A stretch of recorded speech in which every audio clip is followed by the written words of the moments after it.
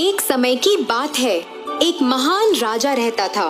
उसे एक नई भूमि पर एक नया साम्राज्य बनाना था। खूब मेहनत से अपने लोगों के साथ बहुत लंबा सफर तय करने के बाद ही उन्हें ये नई जमीन मिली थी। राजा उस जमीन को देखता है। वो जमीन उनके नए घर में तब्दील होने वाली थी और वो वहाँ एक आलीशान महल बनाना चाहता था।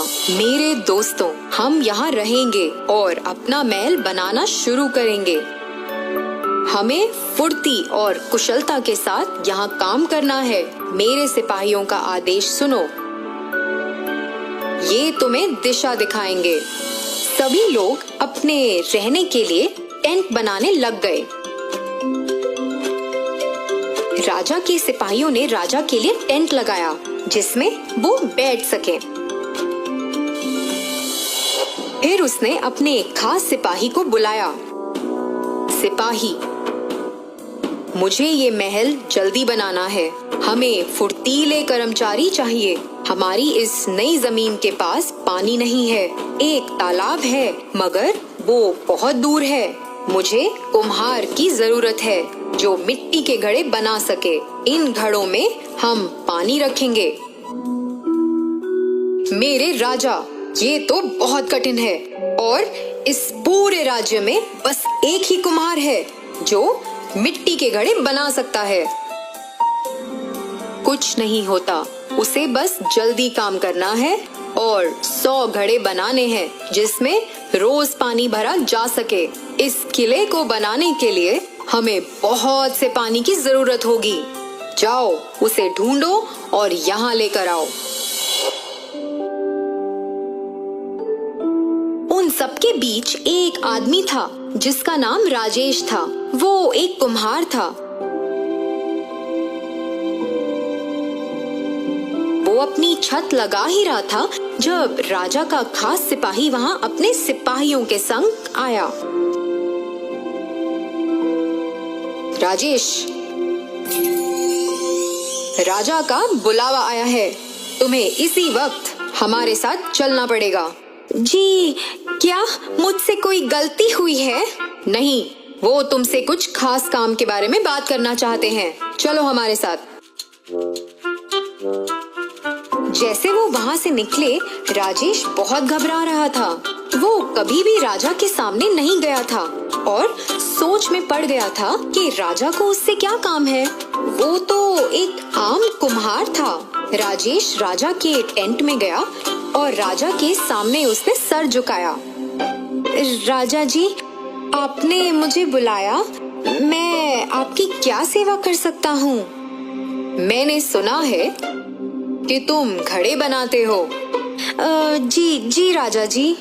मैंने ये भी सुना है कि इन सब लोगों में तुम एक ही हो जिससे अच्छे घड़े बनाने आते हैं। मेरे पास तुम्हारे लिए एक काम है और तुम अपना सारा हुनर इसमें लगा दो, मगर सबसे जरूरी है फुर्ती। देरी मत करना और मुझे निराश भी मत करना।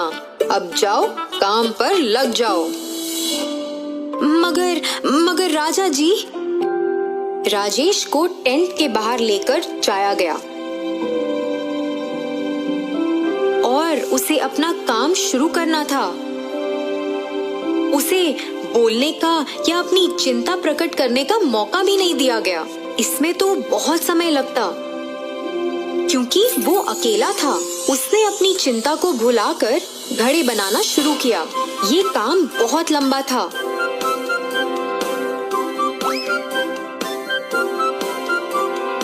और बहुत समय भी लेता था। उसने बस 2 घड़े ही बनाए थे कि सूरज ढलने का समय हो गया और सब सोने को जाने लगे।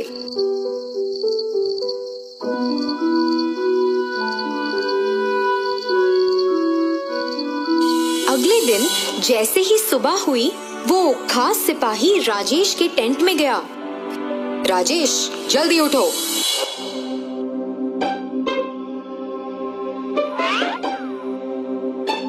और काम करना शुरू करो।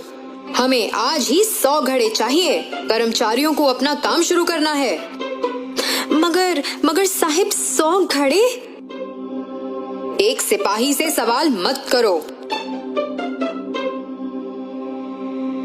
राजेश अब बहुत परेशान हो गया था। वो एक दिन में 100 घड़े नहीं बना सकता था। उसने जल्दी से चिकनी मिट्टी मिलाई और घड़े बनाने का काम शुरू किया। आधा दिन बीत गया था और कर्मचारी उसके पास आकर घड़े लेने लग गए। उसने मुश्किल से कुछ ही घड़े बनाए थे, पर वो सब उसने उनको दे दिए, जिसमें वो थोड़ा पानी तो ला सके। सिपाही ने राजेश को वो थोड़े से घड़े कर्मचारियों को देते देखा। अगर तुमने फुर्ती नहीं दिखाई तो तुम मुसीबत में पड़ जाओगे। राजा ने तुम्हें हुक्म दिया है और तुमने अगर इसका पालन नहीं किया तो मैं स्वयं तुम्हें राजा के पास लेकर जाऊंगा। राजेश काम कर ही रहा था और सिपाही के वहां से जाने के बाद राजेश इतना गुस्सा हो गया कि उसने लाठी से बनाए हुए सभी घड़ों को स्वयं तोड़ने लगा। मुझे इन घड़ों से नफरत है। मैं 100 के 100 घड़े तोड़ दूंगा। राजा पास ही की एक पहाड़ी पर खड़ा था। वो सभी लोगों को देख रहा था और सोच रहा था कि उसका नया किला कैसा होगा। एक ही चीज खराब थी कि पानी का ठिकाना वहाँ से बहुत दूर था और राजा इस बात से बहुत परेशान था। उसने गुस्से से अपने नौकर को बुलाया। उस कुम्हार का क्या हुआ?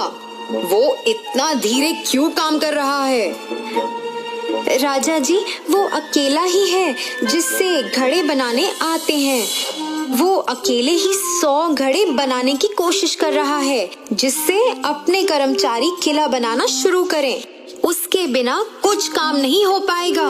आपके कर्मचारी तो उस तालाब से पानी भी नहीं ला पाएंगे। वो सुबह नहा भी नहीं सकते, खाना बनाकर खा भी नहीं सकते। यहाँ तक कि लोग अपने बच्चों का ख्याल कैसे रख पाएंगे? किले का तो छोड़िए राजा जी, पानी के बिना जीना भी मुश्किल है। राजा ने अपने नौकर की बात पर गौर फरमाया। उसने बाहर आसमान की ओर देखा और सोचा, हाँ, ये तो सच बोल रहा है। ऐसे तो कुछ नहीं हो पाएगा उस कुमार के बिना। वो तो इस राज्य के लिए सबसे जरूरी है। अगर उसने घड़े बनाना छोड़ दिया तो यहाँ सारा काम रुक जाएगा। देखो, तुम मुझे इसी वक्त उस कुम्हार के पास लेकर चलो। राजा उस कुम्हार के पास गया जो घड़े बना बना के पागल हो गया था। वो सभी घड़े बहुत कमजोर और सही आकार के भी नहीं थे, क्योंकि वो बहुत फुर्ती से बना रहा था। कुम्हार, अभी अपना सारा काम छोड़ो और यहाँ आओ। तुम्हारा नाम क्या है? राजेश जी, राजा जी, राजेश। मुझे पता चला कि तुम्हारा काम बहुत कठिन है। मुझे माफ कर दो, मेरे सिपाही तुम्हारे साथ बहुत कठोर थे। मैं जो भी इस राज्य के लिए बनाना चाहता हूँ, सब तुम पर निर्भर है, क्योंकि तभी पानी का इंतजाम हो पाएगा। राजा जी, मैंने बहुत कोशिश की, मगर अकेले मैं नहीं कर सकता। मैंने आपके सिपाहियों को समझाने की बहुत कोशिश की, मगर असफल हुआ। परेशान होकर तो मैंने स्वयं अपने घड़ों को तोड़ भी दिया था। क्या मैं कुछ बोल सकता हूँ? हाँ, कहो। मुझे 50 आदमी दीजिए, मैं उन्हें स्वयं घड़े बनाने सिखाऊंगा। आपका किला झट बन जाएगा और हमारे पास काफी पानी भी होगा। ये घड़े बनाना बहुत जरूरी है।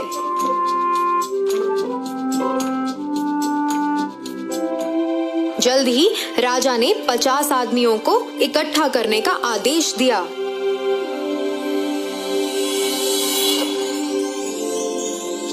हफ्ते बीत गए और राजेश ने 100 घड़े उन 50 लोगों की सहायता से बना दिए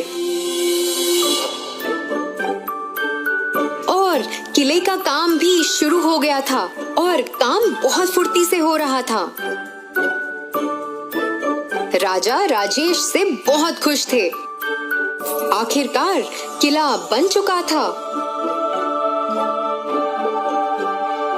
और फिर सभी लोग अपने नए घर में रहने लगे।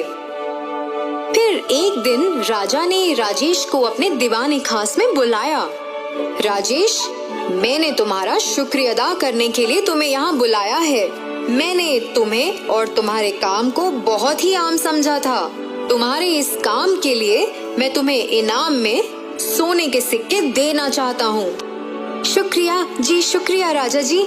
मैं ऐसे ही आपके लिए जी जान से काम करता रहूँगा।